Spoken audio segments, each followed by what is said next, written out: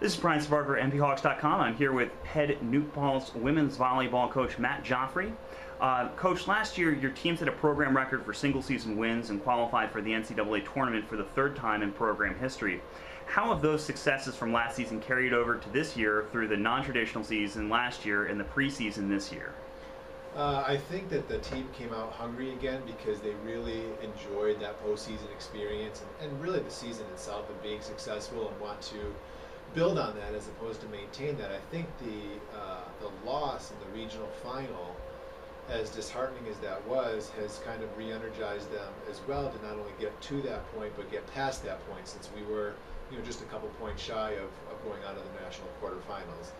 So it's been a big motivating factor in the off-season to build on that level of success. Now you bring back a pretty stellar group of returners, including two seniors, Carrie and Marissa, who've been starters since their freshman year. How significant is it that you have both a four-year starter at setter and a four-year starter at libero? Especially this year, it's critical. We're going to be pretty young offensively, not necessarily always in age, but in game experience. And really to have 2/3 of every rally covered by fourth-year starting all region-level players is comforting, and it'll allow us to maintain a defensive and offensive intensity that we like to play because of their ability to handle those situations. Which of your returning student athletes appears poised for a breakout season after what you've seen through spring practices last year and preseason the past 2 weeks? In terms of breakout, I would think Allie Coleman and Alex Bizub. They're going to step into larger roles this year, and I'm excited about how they've matured and physically and mentally as become going from sophomores to juniors, and they're really skill-wise as a result of that have really blossomed, and I'm excited to see what they can do with longer-term opportunities on the court this year.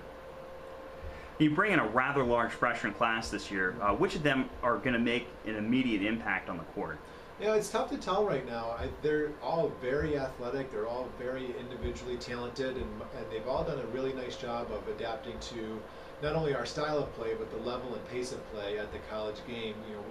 We're looking to get most of our upperclassmen or our returners on the court right away, but I think that at any point in time, really any of them can come off the bench and create a spark or even find themselves in the lineup because of that longer term. It's hard to single any one of them out right now because they're all have a lot of potential to be very strong players for us. Now, SUNYAC is switching to a non-divisional format this year, which means that you play every team once. How does this new format impact your team?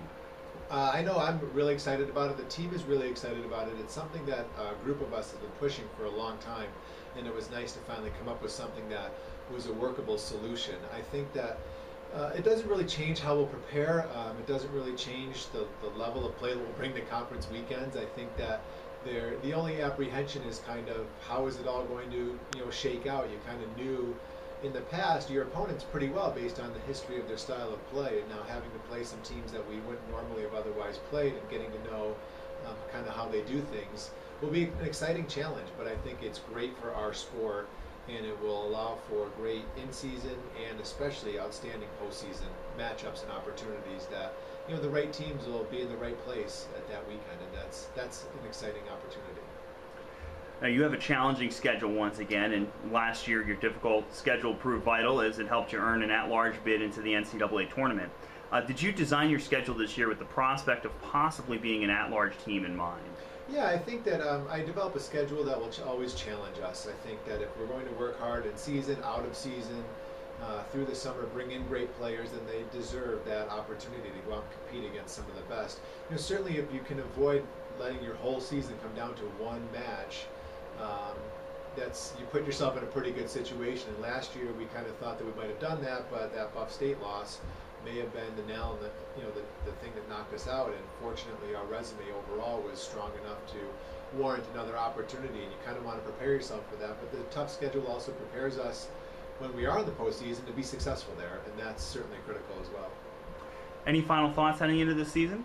As in any other year, I'm excited to get out there and start competing and see what we can do and what we need to work on and how we need to grow over the course of the season. But it's a very hard-working group of young ladies, and that they're really coachable and exciting to be around, and I'm just anxious to get this started. Great. Well, good luck this season, Coach, and best of luck this weekend down at Christopher Newport. Thanks, Brian.